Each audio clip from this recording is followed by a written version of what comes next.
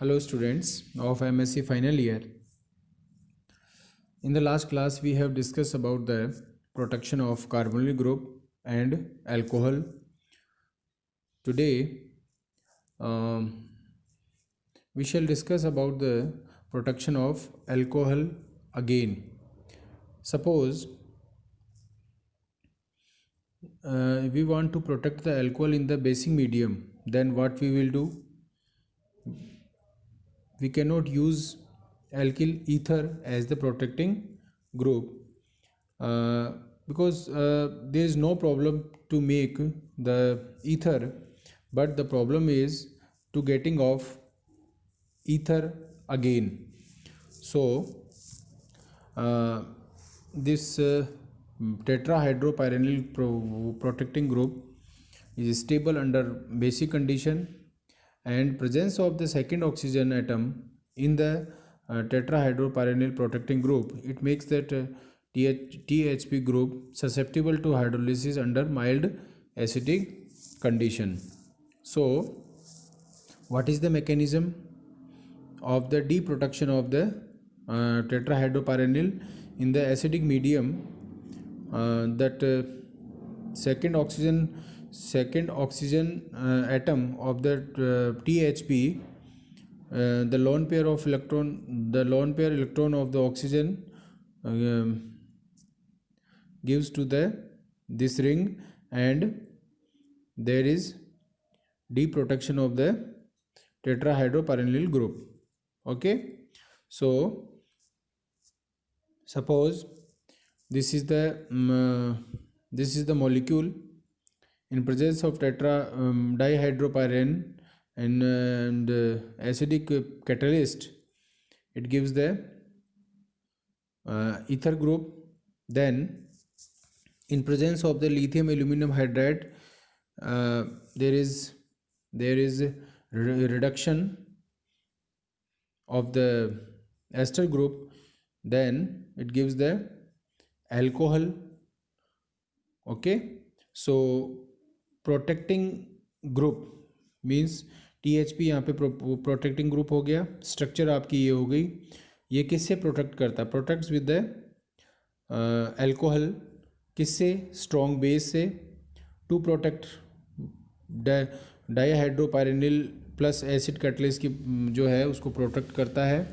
और deprotection in the presence of mild acidic condition H+ ion and H2O. So the THP product compound need to be converted to the alkyne, because if you want to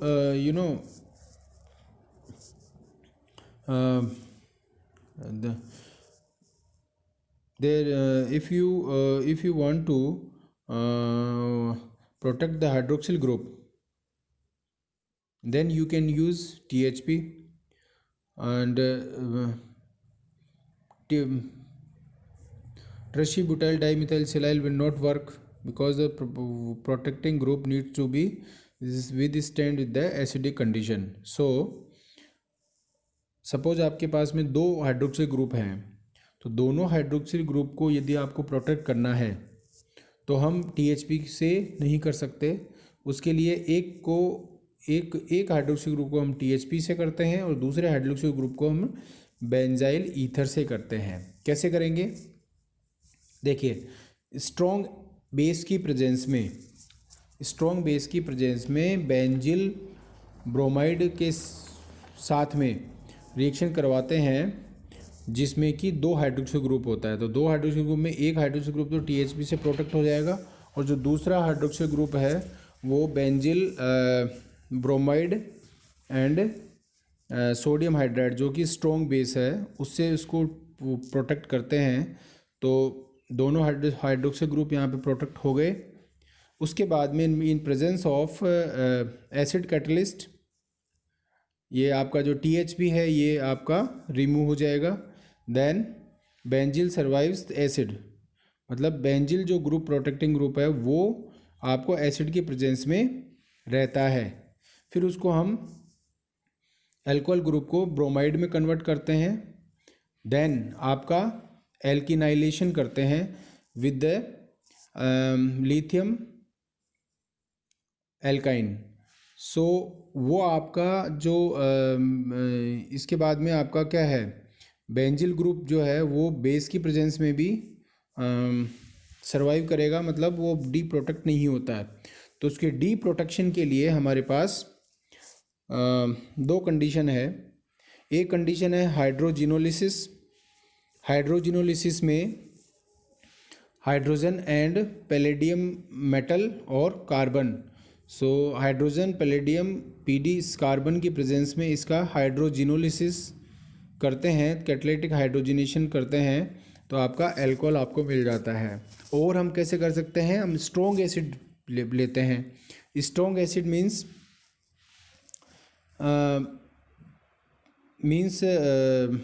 it can be benzyl ether can be removed by the acid if the acid has nucleophilic conjugate base like HBr.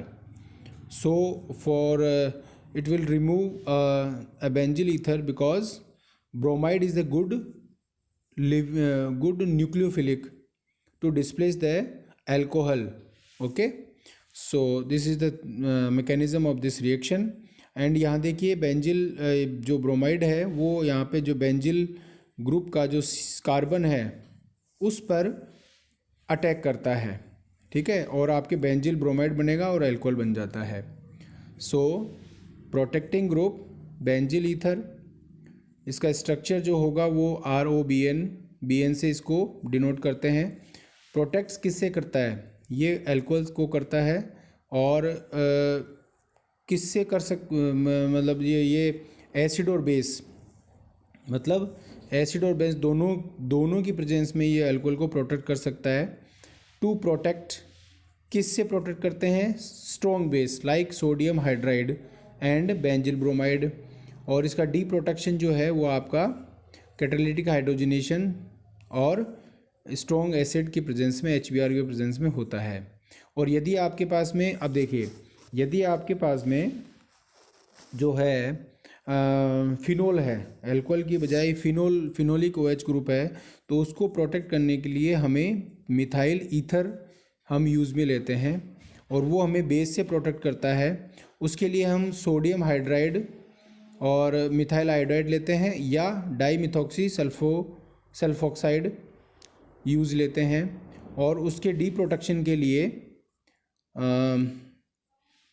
ट्राईब्रोमोबोरेन HBr या HI और trimethyl silyl iodide use लेते हैं। तो ये हमारा हुआ alcohol का और फिनोलिक ग्रुप का प्रोटेक्शन की बात। नाउ देखिए, कुछ कंपाउंड्स ऐसे होते हैं जिसमें कि, जैसे कि हमें यदि एमिनो एसिड या प्रोटीन की सिंथेसिस की बात करें तो उसमें पेप्टाइड सिंथेसिस होता है। तो पेप्टाइड सिंथेसिस में फॉर एग्जांपल, मैंने यहाँ एग्जांपल लिया है, एक मॉलिक्यूल है ल्यूसिन, दूसरा मॉलिक्यूल है ग्लाइसिन। दोनों मॉलिक्यूल्स में हमें जो पेप्टाइड बॉन्ड बनाना है वो ल्यूसिन के कार्बोक्सिल ग्रुप और ग्लाइसिन के जो NH2 एमिनो ग्रुप है उसके बीच में रिएक्शन होनी चाहिए। तो उसमें प्रॉब्लम यह है कि यदि हम दोनों की रिएक्शन कराते हैं तो यहाँ पॉसिबिलिटी ये है कि जो ल्यूसिन है उसका जो एसिडिक समूह है, ये एसिडिक समूह दूसरे ल्यूसिन के एसिडिक समूह से रिएक्ट करके और एनहाइड्राइड बॉन्ड बना सकता है। तो ल्यूसिन का बॉन्ड बन सकता है, जो कि हमें नहीं चाहिए। हमें क्या चाहिए, ल्यूसिन और ग्लाइसिन, ल्यूसिन का एसिडिक और ग्लाइसिन का एमिनो ग्रुप, ठीक है। तो कैसे होगा, देखिए यहाँ पे दिस मैंने यहाँ मेंशन किया है, this COH group must be activated to make it electrophilic and this amino group must be act as a nucleophile, right. So first we have to activate the carboxylic group towards nucleophilic substitution by making the acyl chloride RCOX। वो हम acidic जो समूह है उसको RCOX में convert करते हैं, कर लिया जो ल्यूसिन का है। अब यहाँ पॉसिबिलिटी इस कार्बोनिल समूह पर पॉसिबल है कि जो आपका ग्लाइसिन है उस ग्लाइसिन का जो एसिडिक ग्रुप है वो अटैक कर सकता है। दूसरा, जो ल्यूसिन है उसका NH2 ग्रुप अटैक कर सकता है। और तीसरा, जो ग्लाइसिन है उसका NH2 ग्रुप अटैक कर सकता है। There is 3 possibility, right.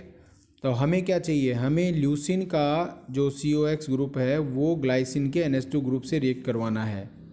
तो हमें ल्यूसिन का जो NH2 ग्रुप है उसको प्रोटेक्ट करना पड़ेगा और ग्लाइसिन के जो COH ग्रुप है, जो एसिडिक ग्रुप है, उसको प्रोटेक्ट करना पड़ेगा।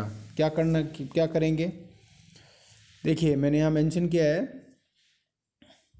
कि PG1, ठीक है।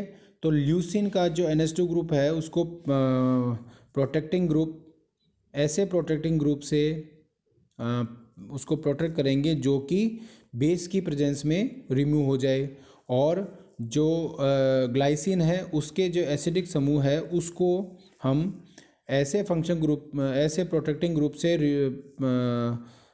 वहाँ लगाएंगे जो कि एसिडिक कंडीशंस में डीप्रोटेक्ट हो जाए, राइट।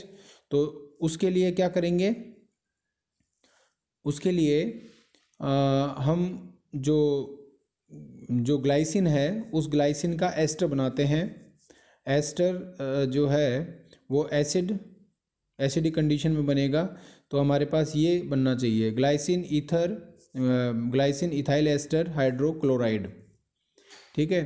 तो आपका जो ग्लाइसिन है उसका जो एसिडिक समूह है, in presence of acid, right, it can be converted into ester group. So acidic group of glycine is protected by ester group, right here. And this protecting group can be deprotected by the acid also. So in presence of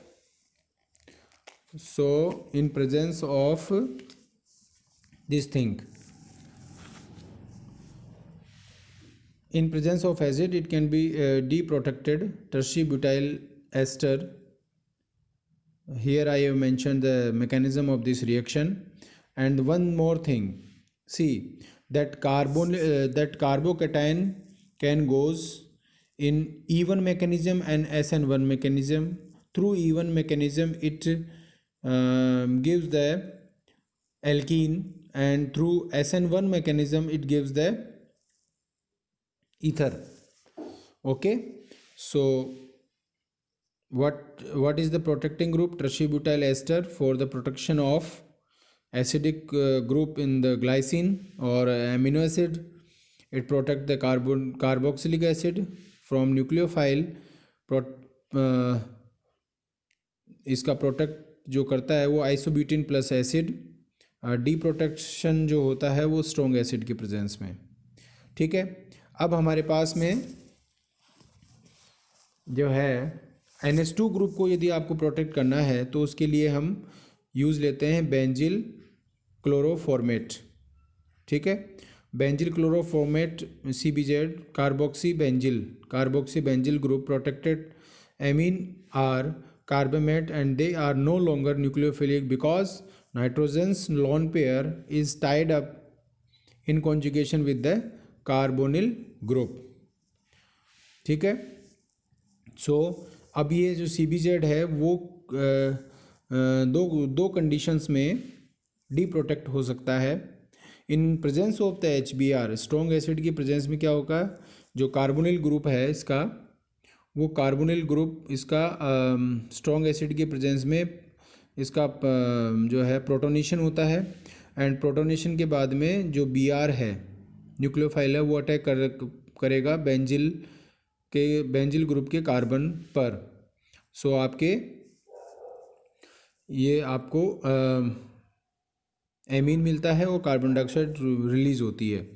और हाइड्रोजिनोलिसिस, catalytic hydrogenation की presence में क्या होता है, इसकी presence में भी आपको एमीन और CO2 मिलती है। तो CBZ प्रोटेक्टिंग ग्रुप हो गया, स्ट्रक्चर आप ये हो गया। एमीन इसका एमीन को ये प्रोटेक्ट करता है न्यूक्लियोफाइल से। एंड प्रोटेक्शन इसका carboxy benzyl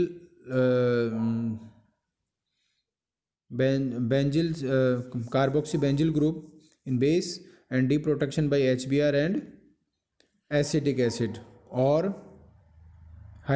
catalytic hydrogenation. So the carboxylic acid of the CBZ leucine has to be activated to allow it to react with the glycine. The acyl chloride bond to, as it is an unstable phenoxide with electron withdrawing substituent, is used to make the para nitrophenyl and 2,4,6-trichlorophenyl ester. This ester reacts with the glycine hydrochloride ethyl ester in presence of weak base to release the NH2 of the glycine. इसका alternative method है पैरानाइट्रोफिनोल जो है इसके साथ में reaction करके इस प्रकार से ये मैकेनिज्म बताता है, राइट। बाकी का हम नेक्स्ट टर्न पे करेंगे। Thank you.